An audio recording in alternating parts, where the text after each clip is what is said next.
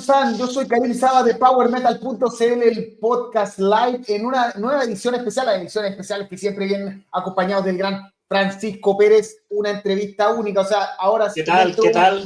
¿Cómo están? Terminando el día, pero una entrevista muy especial porque fue hace exactamente casi un mes, el 29 de agosto, que estuvo en Chile Dark Tranquility presentándose junto a Chelsea Green y a los desconocidos hasta ese momento de AREA51, AREA51. Exactamente. Y esta vez tenemos la oportunidad de conversar con ellos. Vamos a estar conociendo esta banda que es completamente nueva, que hace... Apareció en junio, de hecho. En junio lanzaron su primer videoclip, su primer single, todo. Una banda totalmente que realmente no sabemos nada, sabemos muy poco, tienen solo un single publicado en Spotify, así que tenemos mucho que conversar. Recordemos que el cantante de la banda, Amdan Derlinger, es el cantante de Media, pero no, originalmente teníamos solo a él en la entrevista y ya en los últimos 10 minutos hubo un cambio de... A toda la banda. Y vamos a tener a toda la banda, así que no más introducciones. Sin más preámbulo. Likes, suscribirse, aportarnos si quieren en patreon.com, por dejar ponerlo, banners por acá, patreon.com/powermetal.cl o YouTube Membership, todo eso. Y si quieren hacer alguna pregunta que le hagamos directamente, ustedes simplemente y se rajan con los famosos superchats, su pregunta será discutida independiente de lo que estemos hablando. Sin más que eso, démosle paso a toda la banda, los panineros. Démosle. Adam, Nick y Bill. Hello, how are you? Hello. Hola, ¿cómo estás? ¿Todo bien? Hola, gracias. hola. Y gracias a la gente aquí. Yo sé, tenemos una traductor real, pero por las primeras frases yo quiero hablar a ti. So, gracias por venir. Thank you very much, everyone, for coming and checking out this live. We will be speaking English throughout this time, and Francisco is going to be translating. But I just wanted to say hey to everybody that is a Spanish speaker out there. Okay. Hablando en español, inglés, falta que hable en italiano, en alemán. Oye, ya tenemos 11 personas conectadas, recuerden dar like y todo eso. Y Francisco, partamos con esta entrevista, partamos preguntándole, obviamente, ¿qué es AREA51, la banda que apareció de la nada en un cartel en Chile? ¿Cómo llegaron? Todo eso, queremos saber más de AREA51. Okay, guys, so we want to know a little bit more about AREA51 because before the concert here in Chile, we really didn't know you guys. It's a pretty new band. You guys released your first single in June, I think. And so tell us more about this project.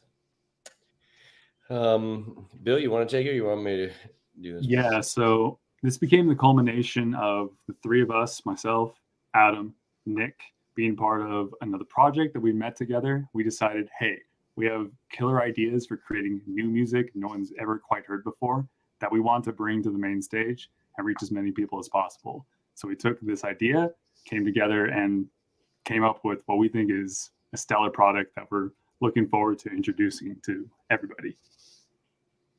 Bueno, dice que estaban, entiendo, por lo que explica Bill Logan, ellos se conocieron en otro proyecto y ahí se dieron cuenta que había muchos gustos comunes y decidieron, oye, intentemos esto nuevo, que es AREA51, y así nació el proyecto.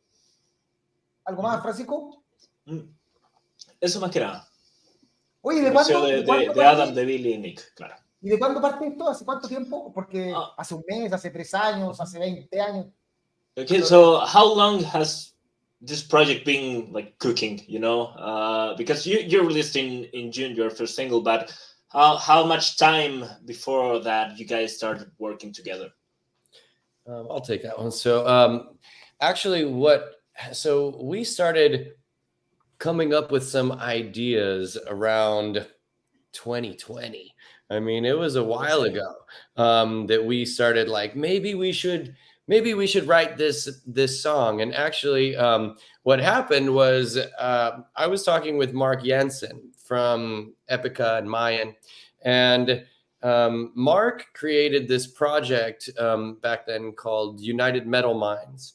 I don't know if you're aware of it, but one of the things that we were doing is Bill wanted to do some work on that album. I was gonna do some vocals on the album and things like that. And so Bill and I got together, and I was like, yeah, let's, let's write a song together, and let's, I'll sing some stuff on it, and let's, do that. So we were like, okay, cool. Sounds like a good idea. Well, after we made it, we were like, this is pretty cool. Like, I'm not sure this really fits what he's got going on, but this is really cool. Let's keep this off to the side and just like save it for something, We didn't have any idea what we were doing with it. So we started writing another song. And then we liked that one too. And we're like, what? We have all these songs we're just like making now, like for a totally different purpose. But we loved what was going on. So we were like, maybe we should just start a band, maybe, like, let's start writing some more and see what happens. So we just started writing more songs, over, a couple years of just slowly working on things when we had free time. And then we decided that after we made so many of them, we were like, we should really do this. This is too much fun. So we've had such a great time making everything. It's been very fulfilling as a musician to work on the songs. So yeah, we're really excited, and everyone that we've shared them with, just privately, like, hey, what do you think of this? And people are all just like, this is awesome. And so we're like, okay. So so we got the encouragement from a lot of people, Mark Jensen being one of them. I showed him our music video, first, before anyone really in that area. And I said, what do you think of this? Do you think this, and he was like, I think he said something like, this is going to go off like a bomb. He was like, he's like, this is cool. So I was like, sweet. So I really appreciated that support. We've got tons of people from Mayan that were really supportive that I showed this to, people outside of Mayan, friends of ours, just to kind of throw the ideas off of people, and see what they thought of it. And so far, we've had a really positive reaction, and we're really, really thankful for that. So those of you out there that are commenting, that are following our social media pages and our YouTube and all of those things, and that are commenting and giving us all that support, like, it means so much. Honestly, it's really important to us. So yeah, that's how long it's been cooking and how things kind of came together. Francisco, a ver si va a ayudar con esta, porque lo que nos decía Adam, que en 2020 estaba conversando Adam con Mark Jansen de Épica, porque con él tiene Mayan, y le planteó hacer algunas canciones, se juntaron a armar estas canciones, pero se claro, para otro proyecto. Para otro proyecto. Para Metal United, you said it was the... United Metal Minds. United. Yeah. Pero como que esas canciones no calzaban en ese proyecto, pero eran canciones brutales, así una cuestión... Claro. Y empezaron a decir, ¿sabéis qué? Esto lo guardamos, y empezó a darse el tiempo, esto fue más o menos el 2020, y empezó a crecer, y de repente dijeron, oye, esto está muy bueno, démosle más, y empezaron a hacer más canciones, empezaron a componer, claro. Y se dieron cuenta que esto tenía como que iba a funcionar. Después empezaron a mostrarle esto a sus amigos, a sus conocidos, y todos le decían, oye, esto está genial. Incluso Mark Jansen dijo que como que le explotó la cabeza cuando escuchó esto, y finalmente, después de tanto tiempo, salió la canción... La canción, el single, y la gente, sí. O sea, que tiene el tremendo video, todo. Así que ha sido eso. ¿Algo más, Francisco, creo? No, creo que eso es básicamente...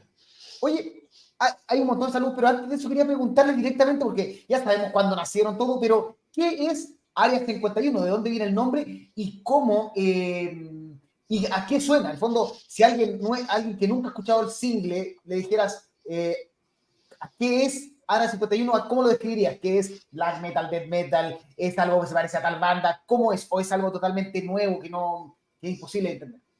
Okay, so this is like a two-part question. First of all, where did the name AREA51 came from? And second, what kind of style is AREA51? What is AREA51? If someone who doesn't know the band asked you, what is it? What do you tell them? Okay. Well, I'll tell you what. I'll answer the first one, and I'll have the other guys see how they want to answer that other one. Okay. So actually, Area 51 and the name of the band is actually related to a lot of the lyrical song content. Area 51 in the United States, for those of you that don't know it, it's a military base.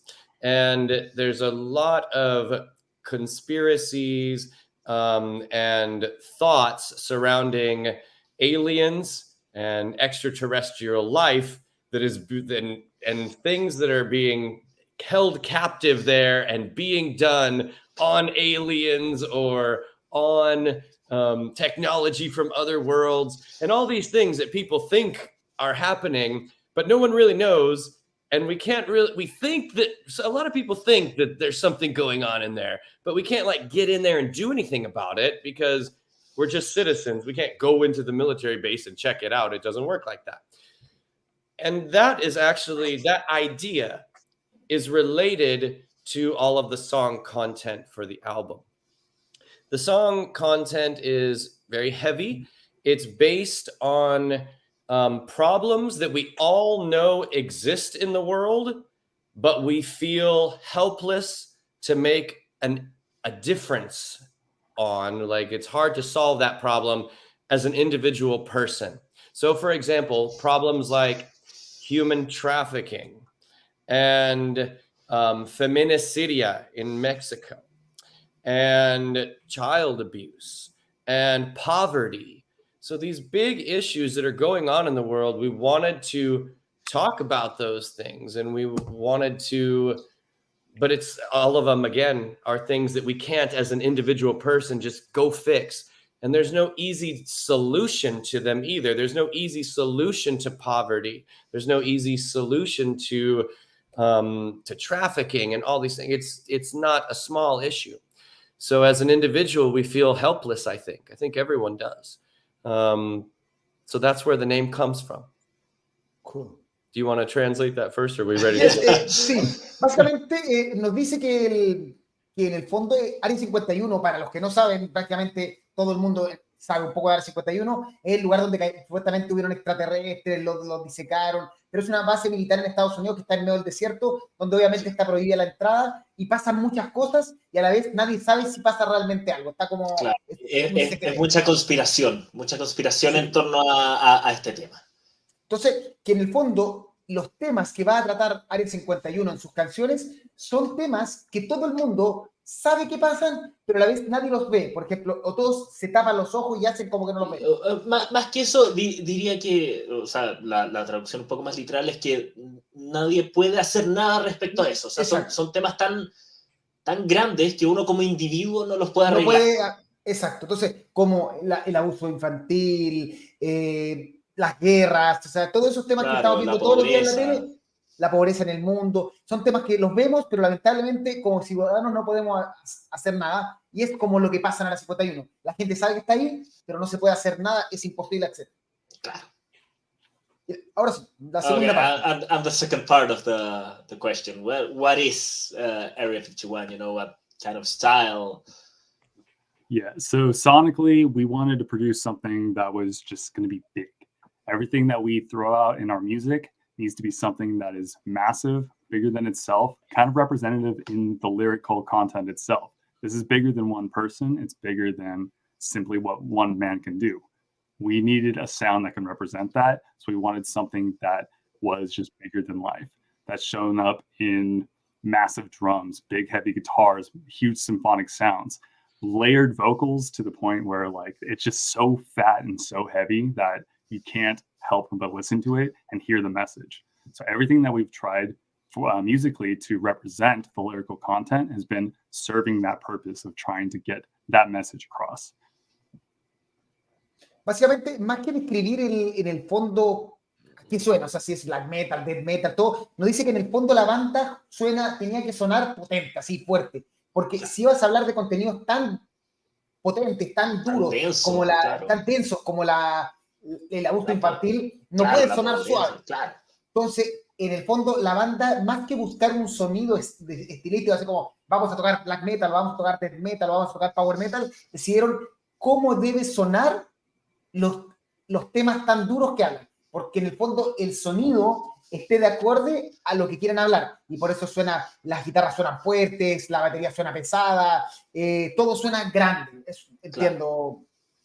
Sí, ¿Sí? es básicamente eso, o sea, tener básicamente un muro de sonido que suene más grande que el mundo, por decirlo así. Eso. Oye, vamos con unos saludos. I will go with some greetings from the people that is live right now. Tenemos a Gothic Cheat conectada, Paola Turunen de Chile, hi friends, Dana Mari, Shadow Whispers Band, hi everyone, Humberto Muñoz from Mexico, Karen Galvez, Humberto Muñoz nuevamente, Jaime González de Chile, Hernán Borges, he's guy from PowerMetal.cl, unbelievable interview, PowerMetal.cl. How on the air were you able to locate AREA51? Great interview. Atenea, the guys that got that you brought to you, Chile, Patricia Trejo, Loperilo from Brazil, Byron Simino, Blazing Akin, love you guys, Byron Simino, Grande Power Metal CLL con grande big interviews, Chris Rock, the guy that from iRock and Atenea is here, and Rodrigo Moya. So, Francisco, preguntémosle un poco de California, porque en el fondo ellos son de California, para la gente que no lo saben, de hecho ellos tres viven en California. ¿Qué pasa en el metal en California? Porque a mí me queda muy poco. En el último tiempo hemos tenido hartas bandas de Estados Unidos lanzando metal, pero generalmente más del norte, del norte de Estados Unidos. Pero California no me recuerda una banda en el último tiempo que no sean ellos de la que hayamos hablado. ¿Hay escena en esto? ¿Cómo está la cosa? Okay, so how do you guys see the metal scene on California? Because you three live in California, right? Yes, all of the band lives in California. Mm-hmm. So how do you see the metal scene on California? Because we don't usually have the bands from California, you know. We mostly have, I don't know, bands from Utah or from more to the north, but not really from California. Got it. Nick, do you want to go ahead and answer that one? Sure. I'll try to take a stab at that. So it's interesting that you guys would get fans from places like Utah or more northern US when I think there's a much higher concentration of fans here in California than, say, perhaps Utah or somewhere else. So that's kind of interesting. So to answer your question, the scene here is great. It's very vibrant. It's very active. However, nothing compares to the South American fans. You guys, you were absolutely nuts, and we love every second of being there. You guys are probably some of the most passionate fans I've ever seen when it comes to a music audience. Someone else in the band made a joke to me after the show that American audiences are downright lazy by comparison. You just had so much energy and so much excitement and so much enthusiasm that it was infectious, and we're so grateful for the opportunity to get to come and play for such an amazing group of people. Here in California, you feel like because there's such a heavy oversaturation of music that people have all seem to have a been there, done that, we've seen it before kind of attitude. So they're not quite as enthusiastic if they're not super versed or familiar with your band or your project. So again, yeah, it was absolutely amazing to be able to come to Chile and just see how incredibly welcoming and genuine the fans were. It's just unbelievable. So yeah, thank you for that. I want to kind of piggyback real quick off that. I hope that's all right. Nick, I just wanted to say thank you to Atenea and to Chris for bringing us and, having us play, because that was, thank you. Again, it was a fantastic experience. That's Chris Rock for Atenea. Yes, exactly. So Chris, thank you very much for that. Bueno, le preguntamos directamente cómo, de nuevo, ellos son de California, ¿cómo es la escena californiana? Porque ya saben, nosotros hablamos de vez en cuando, tenemos alguna entrevista con gente de Estados Unidos, pero creo que no teníamos ninguna banda de esta zona de Estados Unidos. Y no sé que a ellos les parece raro, porque ellos les da la impresión que hay muchas más bandas en la escena en California. Claro. Lo segundo, que hay mucha gente, pero que sí se sorprendieron que la gente no es lo mismo, la fanaticada, la entrega que tiene en California que la gente en Sudamérica, al público, que ellos cuando llegaron les pareció fascinante cómo fueron recibidos el escenario, la brutalidad de la gente, y esto fue alucinante. Claro, porque pasa un poco que allá en California, por lo que nos decía Nick, tienen como una mentalidad de esto ya se ha visto. En cambio, aquí en Sudamérica siempre está así como ¡ah! Es la primera vez, es the first time. Claro. Oye, ¿y cómo se dio, porque pensando en eso, cómo se dio que una banda que realmente con muy poca tiraje, con poco conocimiento, haya terminado tocando, abriéndole a Dark Tranquillity, una banda que, no sé si ellos saben que Dark Tranquillity en Chile debe ser una de las bandas más reconocidas del death metal melódico y más seguida? Entonces, ese espacio, ese slot, para una banda del que poco sabíamos, ¿cómo se dio eso? So how did it happen that a small band, because you guys are really new, ended up opening a concert for the concert of Dark Tranquillity, which is a really big band here in Chile? And here in Chile, you know, because how did that happen? Well, actually, so I'll take that one since because I was doing a lot of the communicating regarding that whole thing. Actually, what happened was we were wanting, as a band, we were wanting to do our like a cool first show, kind of outside of the States, in South America, actually, because it's one of the places where we have some of our song content. We have a couple songs about, you know, different places there in South America. And so we were like, this would be really cool to do something there. And the timing kind of worked out right. Actually, the time that we were wanting to do a performance, there was one happening, you know, and it was Dark Tranquillity. And I thought that would just be so cool. Like, you know, that band, I've loved Dark Tranquillity. I think they're fantastic. I always have. And I had the opportunity to chat with some of them once while they were here in Los Angeles, actually.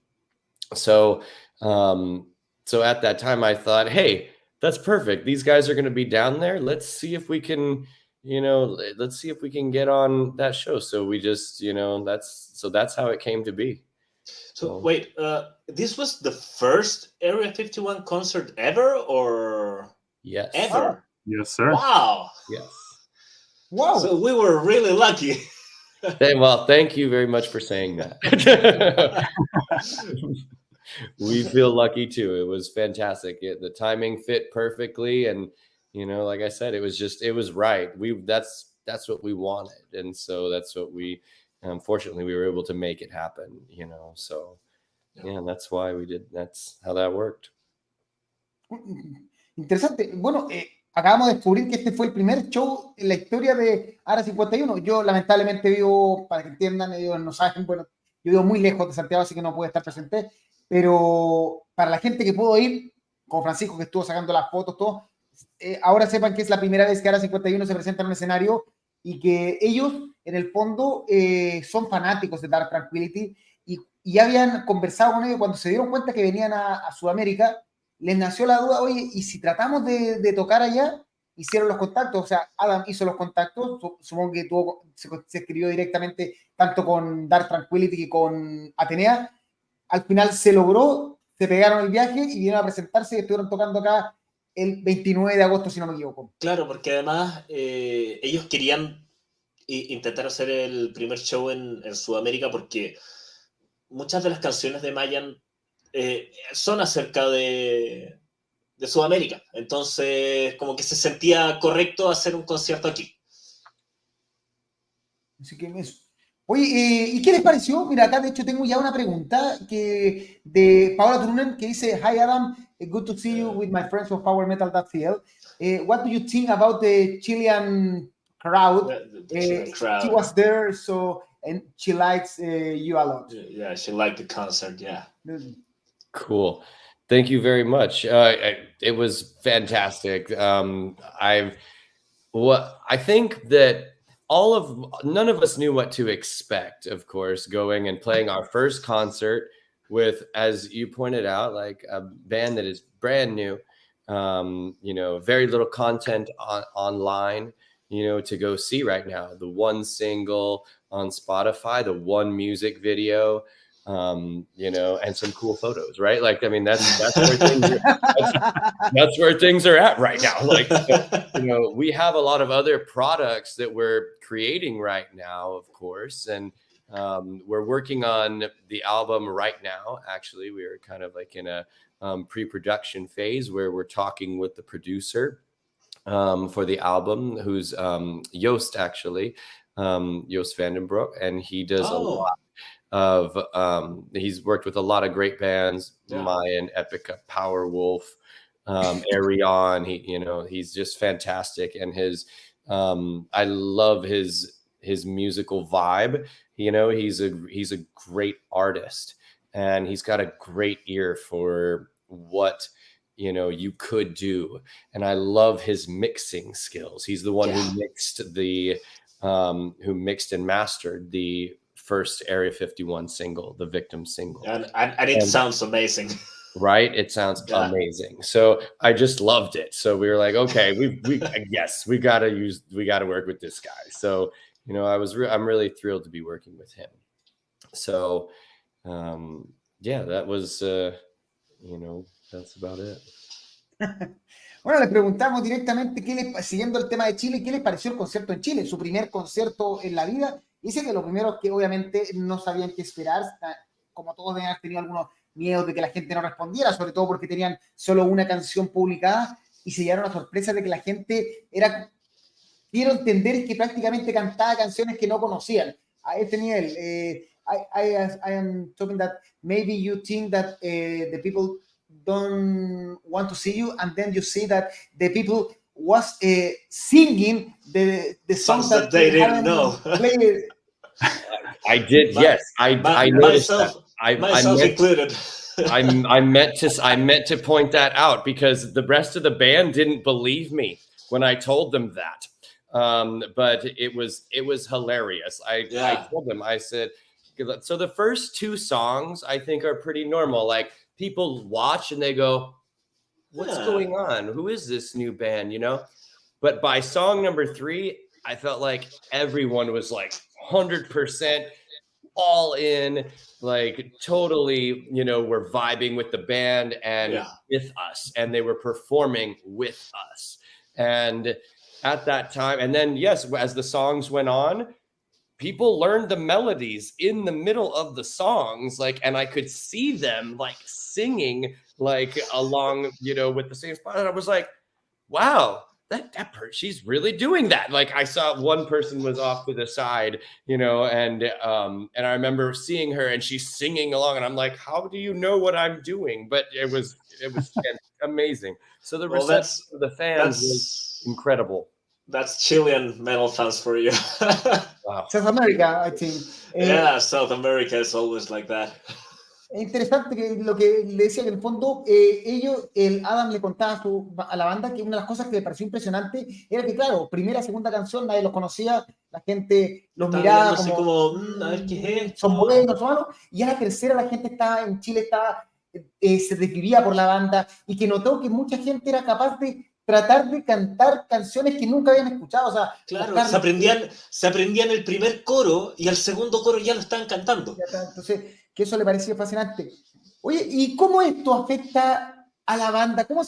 En una banda que está recién partiendo, que está empezando a grabar, cómo este concierto, perdón, golpeé el micrófono, afecta lo que van a hacer? ¿Hizo algún cambio? O sea, llegaron, ¿sabes qué? Me di cuenta que esta canción funciona mejor, o me di cuenta que esto le podemos, o llegaron directo, hoy tenemos que grabar todo porque esto es impresionante. ¿Cómo lo afectó? Okay, so did this concert affect in any way what's going to happen in the future? You know, like maybe, oh, this song really works with the crowd. Yeah, let's play this for like in all our set list. Or, you know, this didn't work or something like that. Let's change this song. I don't know. Yeah. In terms of the songwriting, I would say no. Okay. Everybody seemed to be completely receptive, and I was really happy that they enjoyed, you know, what we had created and kind of the party that we had on stage. And I'm glad that that all the fans decided to come to the party as well. Francisco, dale, me Bueno, concentré un poco así que... en cuanto a la grabación misma, o sea, a la forma de escribir canciones, en verdad no, porque se dieron cuenta de que la música funciona. Entonces, al final esto fue más que nada una forma de decir, sí, esto está funcionando. Yeah. ¿Cachai? Que a la gente le gustó, que la gente estuvo con ellos en todo momento, al final. La raja. Oye, y hablando de la gente, quiero ir con algunas preguntas y saludos más de la gente. So we're going with some greetings and questions from the people. So, Loperillo, wait to see how we roll here in Brazil. It's insane. Yeah, Brazilians are pretty crazy too. Loreto Arqueros, your show in Chile was amazing. Thank you, guys. Byron Simino, Sudamérica is the best crowd. Crowd, yeah. Dana Mari, don't forget the amazing talent. Yeah. Diana Carolina is watching this from Colombia. And some question. Loperillo, can we expect some famous feats on this album? Si tendrán invitados, ¿pueden decir algo o solo? Is it a secret or? Yeah, we're not announcing who all of them are yet. But Unfortunately, we will announce them, and it seems like we just keep adding more. So it's like, you know, like one minute it's like I don't know if you saw the list of people already that like of bands that people are from that are doing things with us, but there was a lot. So we're so, you know, some of them I think I gave one of them away already. In an interview, so I will tell you that one. But we have been we work with Jack Dreesen for most of the orchestrations on the album and the arrangements, the orchestral arrangements on the album. So Jack is our number one guy. So you know, he was in After Forever, then he was in Mayan as well, and that's how I met him. And we just clicked, and I love his style. So all of us do. And the style that he does, I think, perfectly has been complementing the music. We do have some other orchestrators as well, though, working with us. And we, from some other bands that are doing some of the songs. So Jack will do most of the songs, and we have a couple guests that are coming in to do some. And the reason we have those people, some of these guests, and it's not all just Jack, is because those people also have something very special that they do when they write arrangements and they orchestrate. And for that reason, we were like, we think this song would sound so cool if we had some of this element from this orchestrator. Yeah. And so we got in touch with them, and they're like, "Oh yeah, let's do it." So, you know, that was a lot of fun. So well, if you need one more orchestrator here. Oh yeah, you're looking for You never know, man. You never know. Yeah, you never know. Bueno, aquí Loperillo le preguntó si habían algunos invitados en el álbum. Dice básicamente que sí, hay muchos, que muchos trabajan en orquestación, o sea, en el fondo, que fueron dándose cuenta que las canciones en particular merecían ciertos ajustes para aumentarlas, de tal persona a tal persona, que por ahora no puede revelar nada, que solo puede revelar que Jack de Jack Dreesen de After Forever y Mayan. Él es el único que está anunciado, pero el resto por ahora son secretos porque en el fondo es parte de esperar el claro, es parte siempre de la expectativa. Oye, ¿cuánto tiempo tenemos que esperar el nuevo disco o el primer disco, el debut de Área 51? ¿Un año? ¿51 años? ¿Un mes? ¿Cuándo? How long do we have to wait for the new album? Like a year, 51 years, a month, or? Great question. Yes.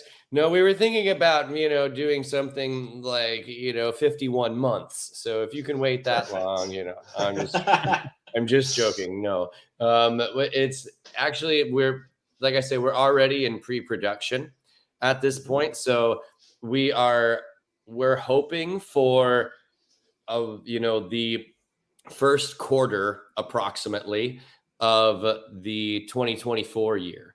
So not very long off. It really depends on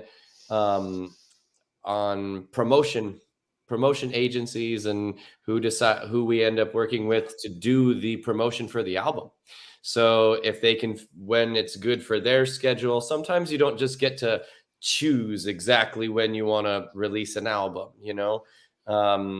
we also haven't reached out to labels. If we decide we want to go that route, we'll see if a good label comes along, and if there's something to work with there, then cool, we're open to that too.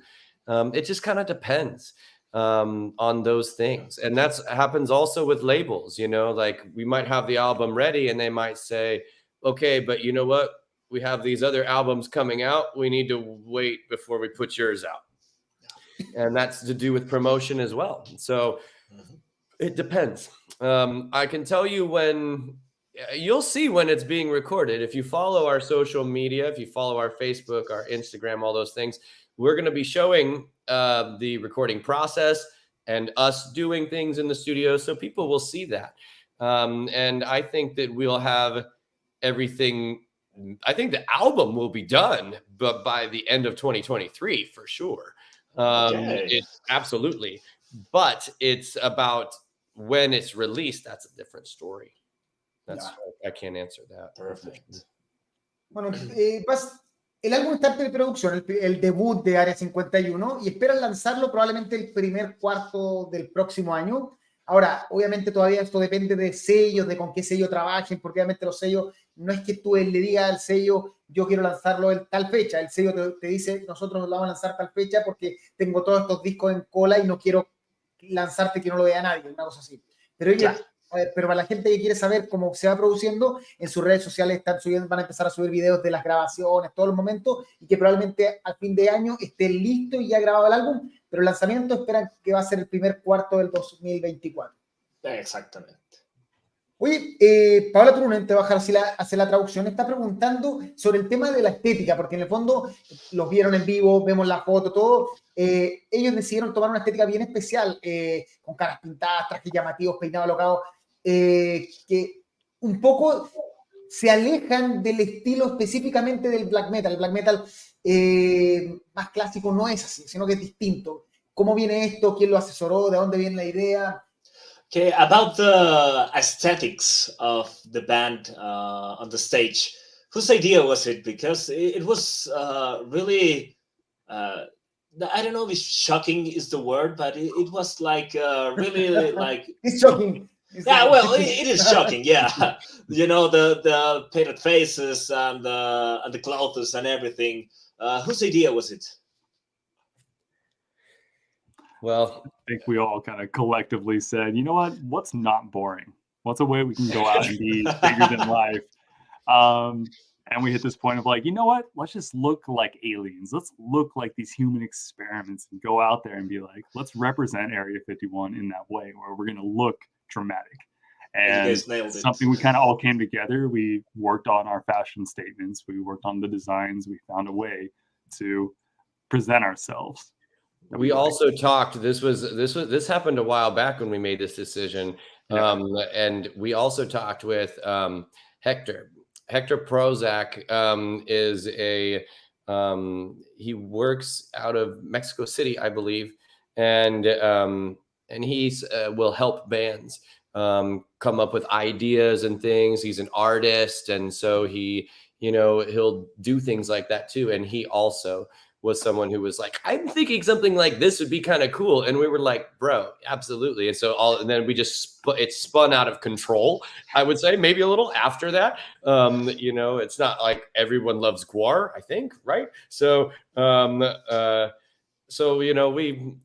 we definitely wanted something to look kind of different. And if you notice, actually, and so you wouldn't see this unless maybe you like came up and took like a close-up picture or something with the band and you saw like the costumes up close. Because every time we have a show, we always try and go out to the merch area afterwards and either meet people, say hi, sign autographs and things like that, and take pictures with people and stuff. So when we do that, people might notice actually that the costumes are somewhat animal as well. Like there's some animal essence kind of there as well. Like some of it looks like an alligator. Like mine has a very like alligator spine kind of look to it.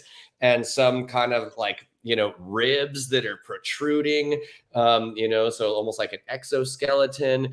So there's all these different aspects on different people's costumes that kind of hints towards maybe we were kind of like experiments at Area 51. Maybe we are some of the aliens that escaped, and so here we are, our escaped little alien selves performing for all of you.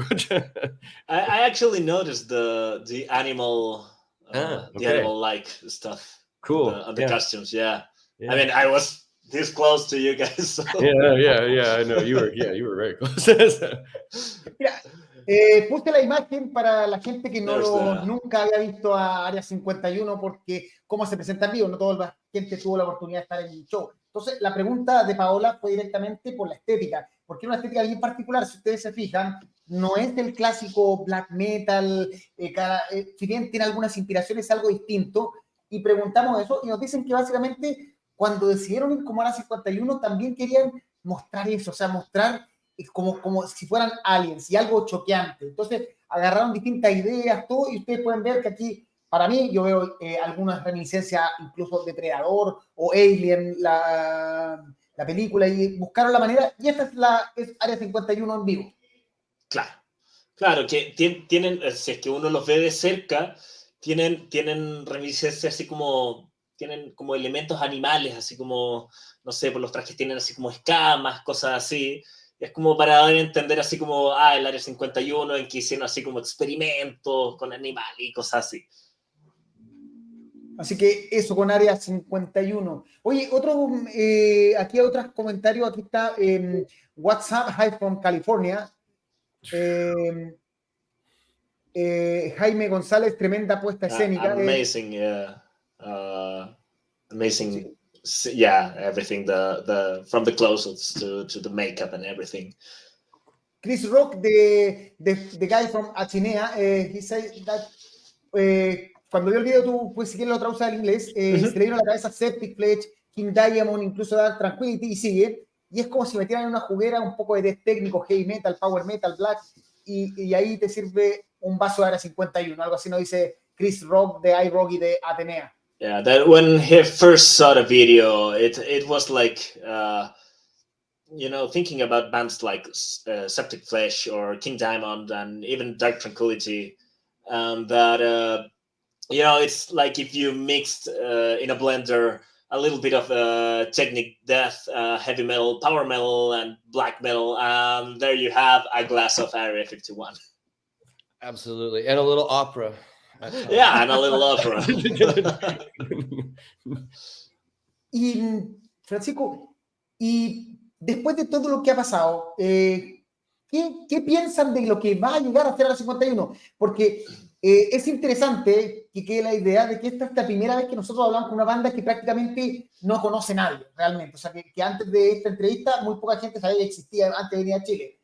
Y es interesante saber que ellos partieron, tuvieron la idea, se presentaron en Chile, les voló la cabeza.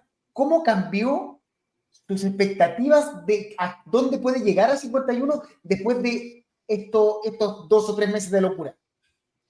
So after this 2 or 3 months that the band has been active, how are the expectations of the band? Because, after the concert and the reception of the Chilean people. How does the expectations changed after all this?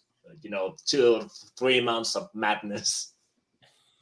Oh man, Bill, why don't you? How have your expectations changed? Or I would like to hear. Let's hear from both Nick and Bill. Tell me about your experiences and what you guys thought. How did this change? Your thoughts on what's going on. Yeah, honestly, like we've spent the last couple of years really grinding, putting together music that we're so proud of and so invested in, and putting together a message that we're well behind and so supportive of. You never know what it's going to be like when you get to the main stage. We always hope that it's going to be like, wow, this is going to be well received, or it's going to be well liked, but you never know until you play a show in front of a crowd that's literally singing your songs to you, having never heard them before. It sets an expectation of like, wow, this has potential and we can go far, and we want to go as far as we can with this because it's so inspiring to us to be able to move forward. So we're at a point now, at least for me, that it's now become the central drive to keep that same feeling of feeling alive when we're playing for people. So the expectation, very, very high right now, and one that I think we can keep for sure moving into the future. Nick? Yeah, I was just gonna almost say something similar, but the Chileans set the bar so high now that anywhere else we play is going to be anticlimactic, because the fans and the people there are so amazing, and they're so engaged, and they're so part of the show that playing anywhere else is, quite frankly, going to feel boring. But that's a challenge. That's a challenge to other places, but right. Chile for sure. The challenge will be to get other people as engaged as the Chileans are. They're just amazing.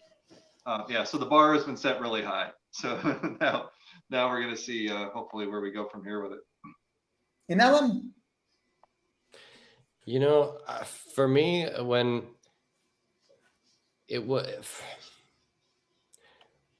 I think that my feelings after the show, after having such a great reception and seeing how much everybody liked it, I really want us to do a tour in South America. That's what I want to see happen. So, we want to, I love touring in Europe, and it's fantastic. I love, I go there with Mayan, and, we're actually going to do a show pretty soon. I probably shouldn't say very much about that. But spoilers. So there's going to be a show. Maybe there will be a show. I don't know. I'm not sure. That was the big takeaway from me after having such an amazing experience. I just want to tour more. I want to see, I want to tour, and I've played with Mayan in South America before. We played in Bogota, and it was fantastic, and I loved it. And I've always wanted to experience more of that, and that was another reason why I was like had such a great impression of the fans in Colombia and in Bogota that I really wanted to come down to South America again. And I had heard that Santiago in Chile was just like this awesome place. So you've got to go there. So I was like, that sounds awesome. Let's do it. So, but now I would like to do a tour all around South America. So those promoters, whoever's promoting out there in South America right now, I hope you are paying attention, and I hope that you are interested. So please contact us, and we would be happy to discuss those things. So yeah, that's where it's at for me. Bueno, ya saben, la pregunta era ¿cómo cambió sus expectativas después de todo lo que ha pasado? Porque obviamente no es lo mismo partir sin haber tocado nunca y haber tocado y después llevarse esta impresión gigante. Y por un lado, Bill nos dice que como que lo que vio en Chile fue tan brutal que ahora piensa que esto puede ser puede crecer mucho. Que Nick dice que de hecho se quedó como un challenge o como una... Claro, la vara quedó muy alta. Sí, la vara quedó muy alta. De hecho, mira, Lo Perilo is Brazil, we take that challenge, Nick, you bet. Yeah. Entonces, y Bill, y Adam nos dice que él ya había girado o sea, había tocado en América con Meyan, y nos suelta por ahí que puede que Meyan esté tocando en Bogotá y que puede que Meyan toque de nuevo próximamente, así nos suelta de casualidad. Pero en el fondo, que después de esto, él quiere girar sobre todo por Sudamérica, porque si bien ha estado en Europa y ha girado en Europa, lo que se entrega, y ya todos los sudamericanos lo sabemos, lo que entrega al público sudamericano es una cosa distinta que probablemente te llena. Le dijeron, oye, ¿y han ido a Chile, han ido a Santiago? Le dijeron, no, ¿por qué? Porque en Santiago todo explota. Santiago, increíble, así. Y fue, y ahora él también puede decir exactamente eso. Es realmente, claro. Santiago es increíble un lugar para tocar. Algo, mira, otra pregunta que tenemos en Number, que es from PowerMetal.cl. Adam, I didn't know you played with Mayan. I think it's such an incredible, underrated band. Can you convince them to play in Chile also? Please tell Marcela I love her. Best Latin American female voice. Very cool. Very cool. Yes, I was also actually a big fan of Mayan before I joined Mayan and was singing for them. Yeah, I love doing it. Convincing them, they don't need convincing, my friend. Like trust me, Mayan wants to go to Chile. Everybody does. That's not the, that has nothing. The promoters. So the promoters, the promoters. Have a promoter, reach out to Mayan. Atenea is seeing this interview. Right, there you go. So have somebody reach out to Mayan and discuss that opportunity. I know Mayan would like to do it. I know that. And we would love that too. Hernán, porfa, ya sabe la gente que Mayan también quiere venir a Chile, pero que falta que los productores llamen. No es que ellos no quieran venir, es productores. Oye, la gana está. Paula Turin is asking if you in Chile you had Chilean wine. I see the photo in your Facebook. Are you drinking wine? But did you drink wine? Did you like the Chilean wine? And what other things from Chile did you like in your little travel? Did you have any Chilean food? Like classic Chilean food? Yeah, absolutely. Oh, yeah, for sure we did. So I'll let the guys jump in on this one, but I do want to say, yeah, we actually got some bottles of Chilean wine gifted to us. They dropped them off at the front desk of the hotel for the band, and I was like, that's cool. So so after we drank them after the show, and it was fantastic. And Bill, you wanna chime in on that? Anytime we weren't prepping to go to the venue, getting back from the venue, meeting with our promoter group and such, it was like, hey, where are we going to go for food? Where are we going to find more food to try? We heard the empanadas were unparalleled, that they were so good. And you guys did not disappoint. They were pretty damn good. We were stoked about that. The Chilean wine is excellent. We even had flights of Chilean beer too. Shop, right? For tap. Yeah. We learned all the new words. And so we drank tons of wonderful artisan beers. It was another reason to come back. How many did we try that night? Okay, I want to give a shout out. Hold up. I want to give a shout out. This is important. We need to give a shout out to Nikki. She was the hospitality manager at Atenia, and she is awesome. She was so great, working with us the whole time. Really attentive, just super professional. Really like that, but also just a really cool person. Like we, after the show was over, right, her job was done, but we actually, before we left Chile, she invited us out, and we went to this cool place in Santiago where we got all of those beers to try. How many did we get? It had to have been at least like 30, 20? something like 25. That. Well, Was it 25? I know it was like a lot. It filled up a long table. I thought someone took a picture in the band. I thought someone had to have taken a picture, but maybe not. But yeah, there was we have one. All these little, tasters. And honestly, I said something that night. I said, you know what? like, this is a place that definitely is like, if I didn't live, in Southern California, we have a ton of breweries here, by the way. If I didn't live here, like, could I live in this place? And in Santiago, for the beer, absolutely. Like, they have the beer is excellent. You guys are doing a great job there. So yeah, that's fantastic. And I have to say also the food. I always like to try foods from places when I go somewhere, and I always ask. I go out to the restaurants or wherever we go, and I say, I want something local. Like, give me something, like, whatever is local, whatever is popular, cultural, like, whatever you got. Just, I don't care. Just, point to a couple things and I'll pick one or two of them to try them. And I loved it. I don't remember what it was called. I'm sorry, but it was great. So, yeah.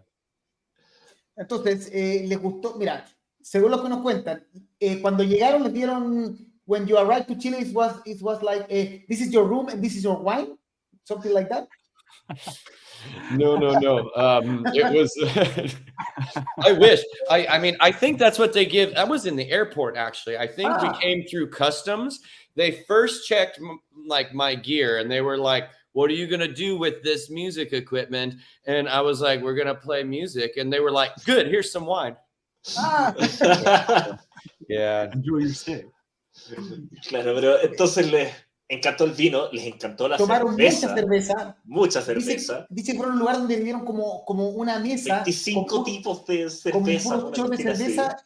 Y que de hecho Adam, que vive en California, donde hay muchas cervecerías, está alucinado de la cerveza chilena, que es impresionante. De hecho, acá Dana Marie pregunta, dice que Bill Logan is a beer tasting master, o sea, un maestro de probar cerveza. ¿Y cómo compara la cerveza chilena con la de Estados Unidos?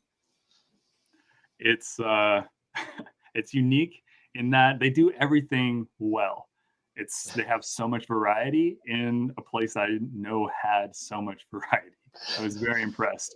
And coming from California, where you can throw a rock and hit 3 breweries, it was pretty impressive seeing the selection that you guys had. It was delectable. So all about it. We'll have to visit more often for beer and hopefully for some more music. Maybe we'll play a show. But maybe.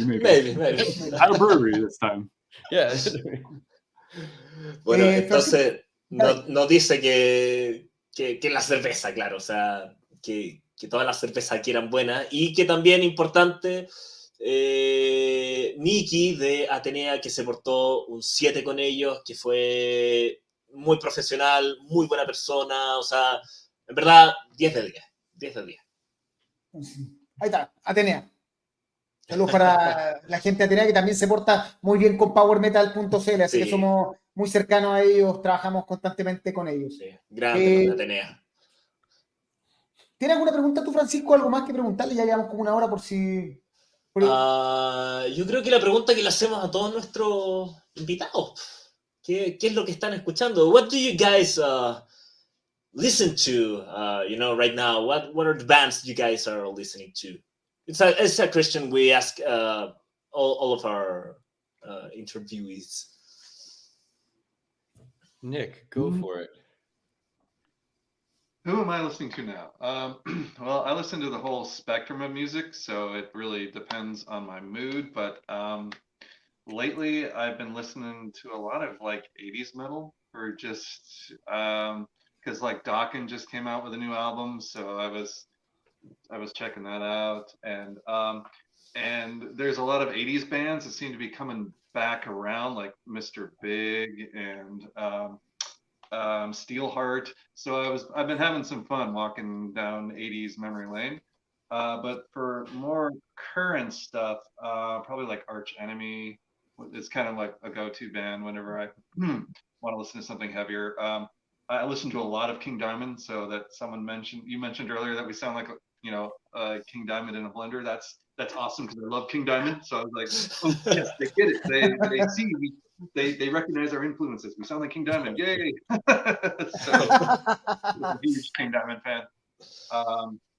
And sometimes I'll even, like, if I'm in depending on the mood, maybe even pop music or something, just for something completely different. So yeah, I'm kind of all over the place, but yeah. Perfect. Bill. And you guys, Bill, Adam. Yeah, so right now, I just saw probably my dream lineup that I can possibly imagine. I saw Gojira, Mastodon, and Lorna Shore play a show in Los Angeles about a month or two ago. So that's They are literally coming been my here to playlist. Chile. Gojira with Are they Yeah. playing Mastodon in Chile in soon? November. In November, yeah. You guys are in for a treat. That is such a crazy lineup. And so for sure, that's been like my top played right now. I'm all about them. They're so good. Yeah. You, Adam? For me, it varies a lot. I just looked at my phone real fast, actually, when, they were answering, to see like, what did I listen to, recently? And so there was this underground project called Chaos Star that I listened to, and it's very theatrical, very dramatic. And so I kind of like that. Lots of vocal characteristics in them, but like I say, very theatrical music, very almost like 20th century rock. I don't know how to describe what they're doing. Avant-garde in a way. I also will sometimes listen to other things like that, that are a little extreme maybe. So like there was this 20th century composer, Maxwell Davies, and he wrote this art piece called 8 Songs for Mad King. And it's just this and it's acting and it's a musical performance, but it is out there. And so I like that kind of stuff. I will listen to that kind of stuff. I'm also, of course, listening to the new Stream of Passion stuff that just came out, right? Because that's really cool. And I know a lot of fans, of Marcella really, are excited about that. And, I think it's so cool, like that they were able to, kind of come back together and start working on things. So that was neat.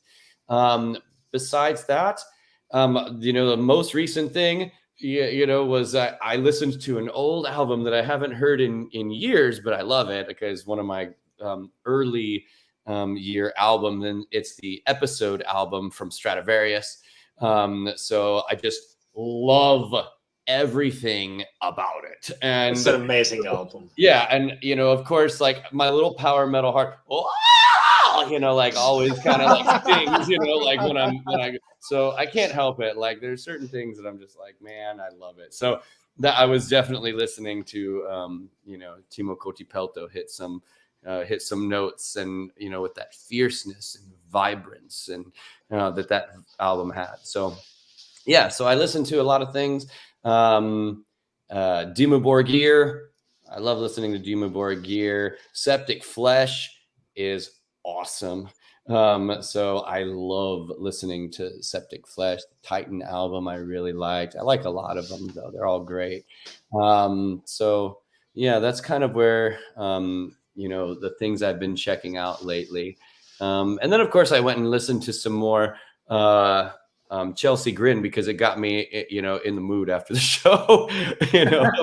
So I enjoyed that. And, I always listen to Dark Tranquility, though. That's kind of a song that always pops up on my playlist when I'm, listening to music. So. Mucha información, pero a ver, resumiendo rápidamente, Nick está más escuchando últimamente metal ochentero, bandas que están volviendo, Mr. Big, Steelheart, cosas como eso. A veces escucha pop, todo, pero principalmente, sobre todo si le preguntaran, se dedica a eso.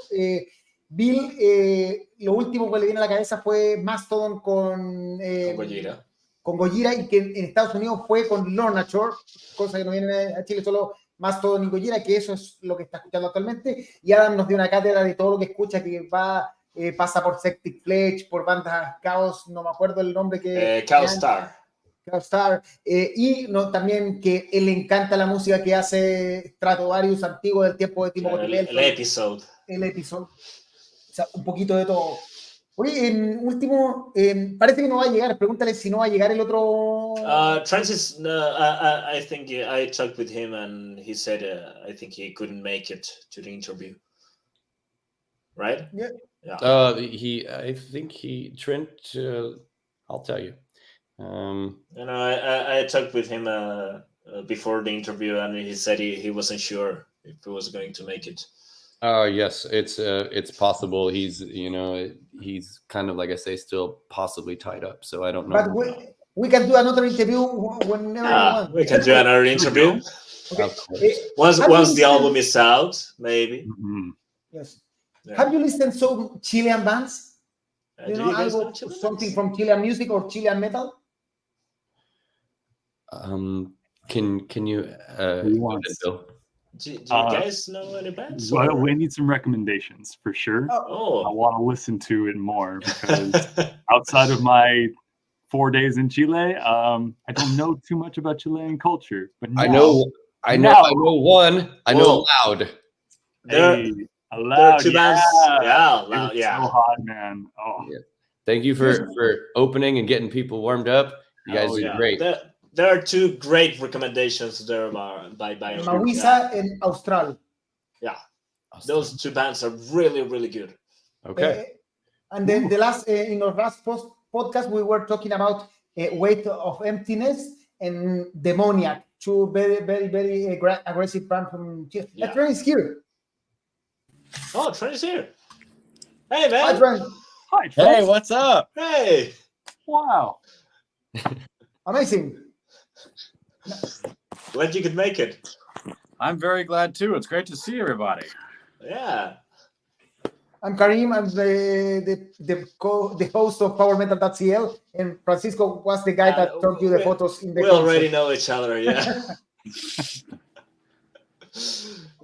Explícale que estamos hablando de algunas bandas chilenas que esté recomendando acá. Well, we Mawisa were and talking about if you guys knew any Chilean bands, really. No. No? Trent, are you? I think he's asking you. We already answered the question. Oh, I know Loud because we played with them and they were really awesome. Yeah, they were really good. Yeah. Yeah. Otherwise, no, I don't know any bands from that area. Okay. So, Austral, Mawisa, Yeah, those two bands are Entomos. really, really good. Almost. Entomos. Weight of Emptiness, Demoniac, Heiligen, more heavy metal style. Lovely. Trent, pregúntale a Trent que más que nada qué sintió él en Chile, porque ya hemos hablado con el resto de la banda, pero Trent acaba de incluirse. ¿Qué siente de haber estado en Chile, de lo que vivió? Básicamente para completar. Okay, so Trent, we already asked the rest of the band, but how was the staying in Chile? You know, how did you feel the reception? Did you like it? I've played a lot of shows, and I think going down to Santiago was hands down one of the best experiences I've ever had. Just not even playing there, but from a standpoint of just the people and the culture and the food was just incredible. It's a city I very much look forward going back to. ¿Qué fue lo que más le gustó de Chile? What did you most liked about Chile? I think I just actually liked the people. Everywhere we went, everybody was just absolutely amazing. Whether it was like some of the fans that were like waiting outside of the hotel or at the venue, or just even when we just went out to regular bars and restaurants, it was just absolutely an amazing city walking around. Hey, Bill, what was that area we were always down in? Ooh, Pinot Nono? Pinot Yeah. Nono? Oh, Yeah. okay, by, yeah, no, by no, all the yeah. colleges, and everybody was so nice. Mhm. Bueno, iban al Pío Nono. Bellavista. Bellavista.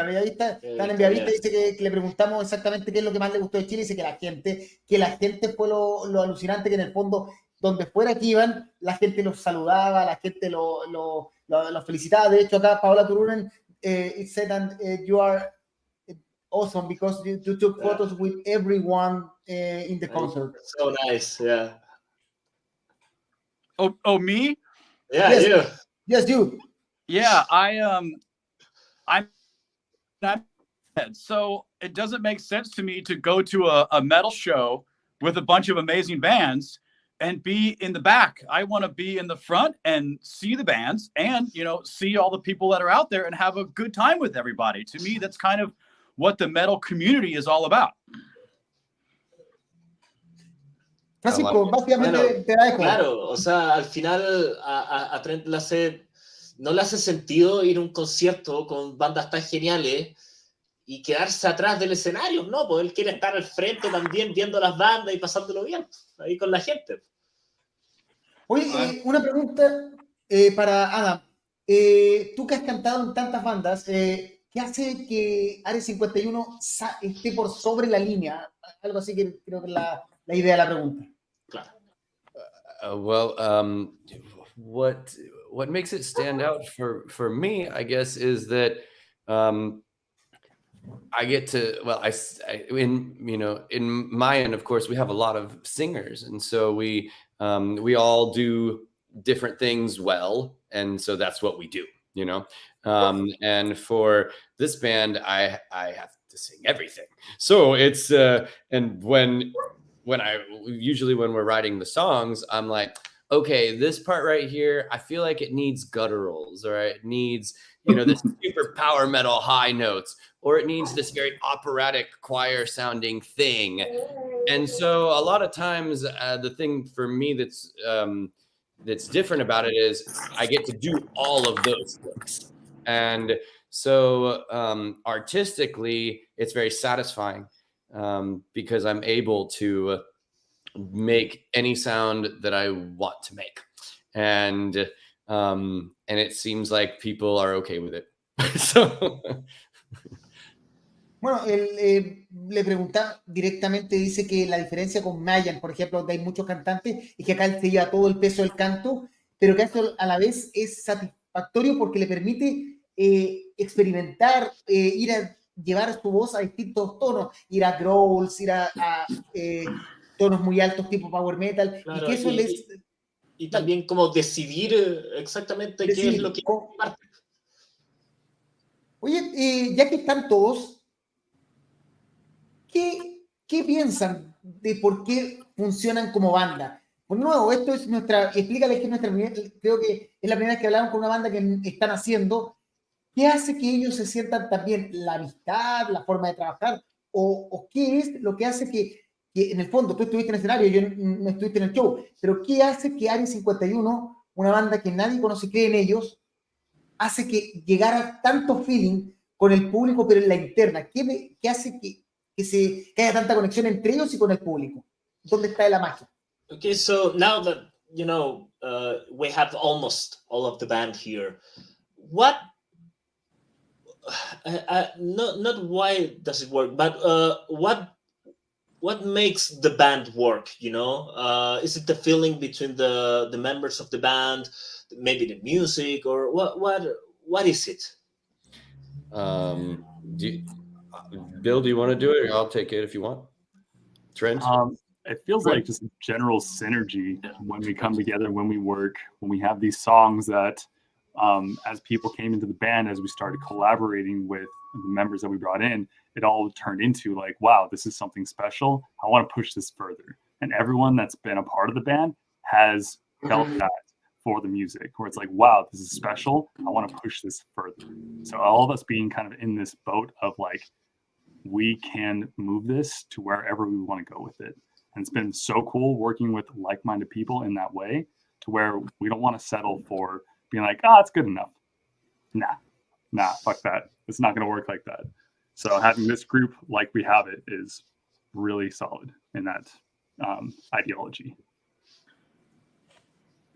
Francisco, te la dejo porque pasó un auto y no me tapó el audio recién, así que no puedo. Básicamente lo que nos dice es como la sinergia entre los integrantes, que cada integrante cuando están haciendo música dicen así como, quiero elevar esto así como a un punto más alto, nunca se quedan así como, ya está bien, no, siempre es llevarlo a un punto aún mayor y más bacán, así más alto.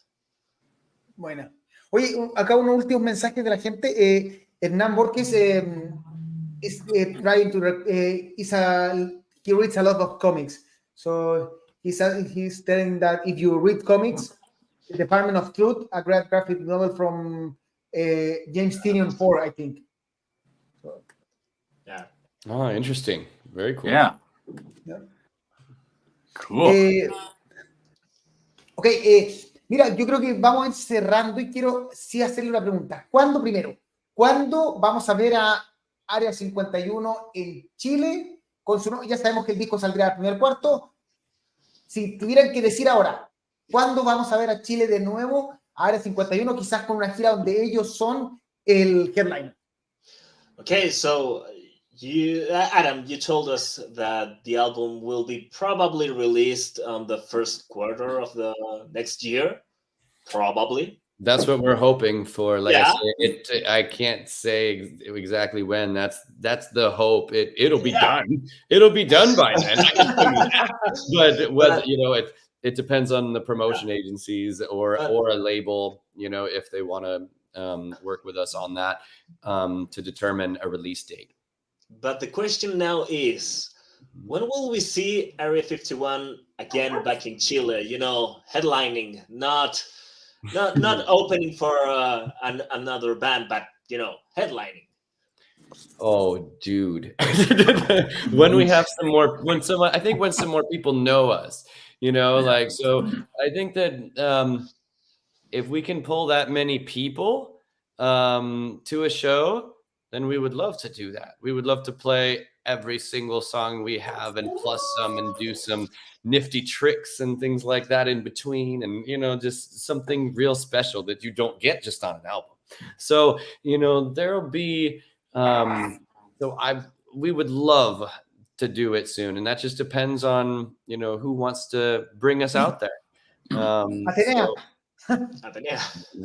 Yeah, exactly. Maybe Atenia, exactly. So I'm just throwing that out there. But we're also willing to, we'd like to go out there, as a band that is unestablished and play with some great bands. Like playing with Dark Tranquility was really special. So we would like some of those other bands out there that are awesome, that we revere, that we look up to. We would like to work with them. We would like to go do some tours with them and gain a fan base. And when there's enough fans to support a decision like doing a headlining tour, then let's do it. We're ready, like when you are. Bueno, básicamente, cuando primero le encantaría, pero primero tienen que tener el disco, pero que en el fondo le encantaría venir y que presentarse tocando todo su catálogo, traer sorpresas, todo, que obviamente necesitan que los productores se muevan. Mira, acá hay gente from Mexico, they are asking you to go. Yes. You already have a fan base in Mexico, it seems. Y eso, y finalmente quiero, antes de despedirlo, obviamente, no sé si Francisco tiene alguna pregunta.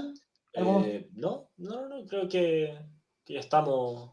O sea, creo que la clásica pregunta, primero, obviamente, invitarlos, decirles que se quieren quedar después del programa, conversar un poco. Segundo, que la entrevista va a estar disponible por ahora en Facebook, Twitch, YouTube y más adelante en Spotify y otro streaming. Y tercero, que obviamente los invitamos a decir lo que quieran. Lo que quieran, al público lo está viendo tanto de Chile, Sudamérica, que hay gente de Colombia, de México, de Brasil, de California, viendo esta entrevista en este momento que está completamente en vivo. Okay, so to wrap things up a little bit, first, is there anything you guys want to tell the people here that is watching us right now? We have people from Colombia, from Mexico, from Chile, from Brazil. If you guys have any words for your fans here, you're welcome to. Okay.